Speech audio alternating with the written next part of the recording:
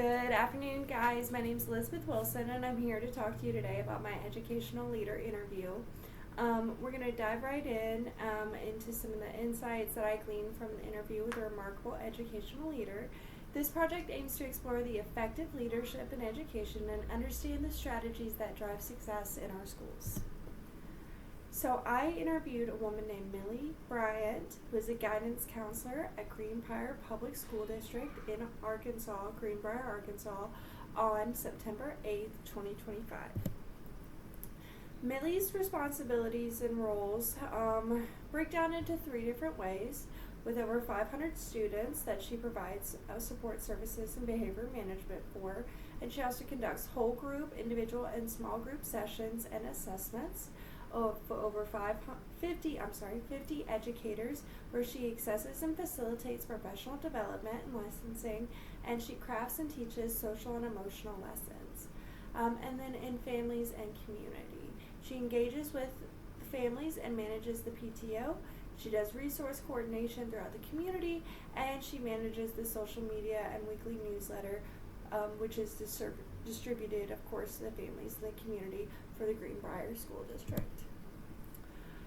Millie would describe her leadership style by prioritizing mental health within her leadership role. She role models in professional development. She listens to feedback from students and educators. She effectively delegates tasks. She fosters team building groups, and she collaborates with outside agencies. Data-driven decision making. So in the state of Arkansas, we have the Arkansas Teaching, Learning, and Assessment System, also commonly known as ATLAS. ATLAS is a testing assessment system that identifies which students need support, what areas those students need support in, and then from that data, Millie and her counseling team form a student initiative team, and they also additionally look for trends within student success rates. So what classes are struggling more in science? Which classes are struggling more in math? And from there, she creates lesson plans and discussions to improve those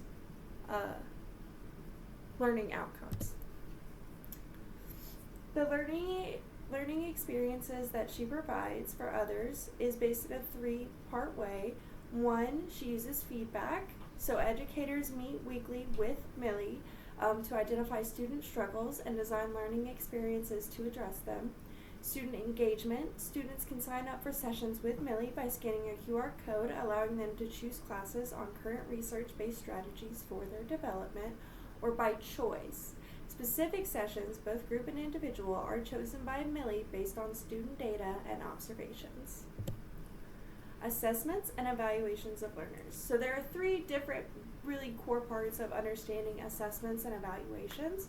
So there's how we assess all lessons, right? Any lesson, which is you develop a goal, you administer a pre-assessment, you perform the lesson plan and post-discussion, and then of course you want to collect a post-assessment, and then you want to monitor the data related to the content of the assessment, and then you want to ensure completion of rubric or goal before demonstrating mastery.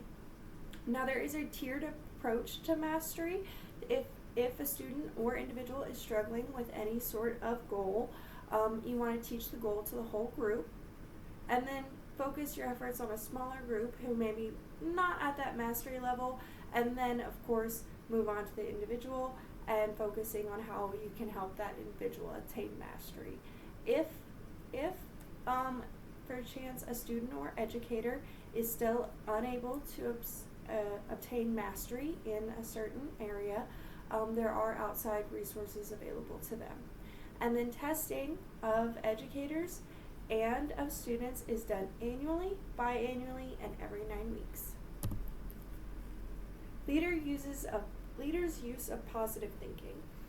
So Millie says it's all about changing the mindset. How can this weakness be a strength? She focused a lot on how she was a fun and positive person, and changing mindsets from the negative to the positive thinking by the use of CBTs or cognitive behavioral therapies or other therapy techniques. How the leader advocates for others. So, in loco parentis is the term that refers to a common law doctrine which denotes the legal responsibility of some persons or organization to perform some function or responsibilities of a parent. Which just means that you would be legally and advocatedly, you would be legally advocating for a student or child. Loco parentis often describes Millie's role as she advocates for students. She facilitates IEPs and Section 504 meetings, ensuring that appropriate accommodations are provided for her students. Additionally, she promotes self-advocacy through empowering lessons and demonstrating her commitment to student well-being with a comprehensive counseling plan that she helped co-write for the Greenbrier Public School District.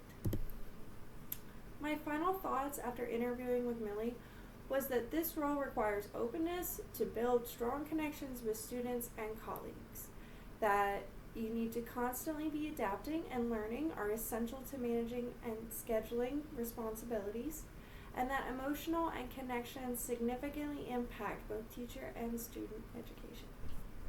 And that's everything. There's my reference. I hope you guys enjoyed. I loved speaking with Millie, and I hope you guys loved learning about it. Thanks so much.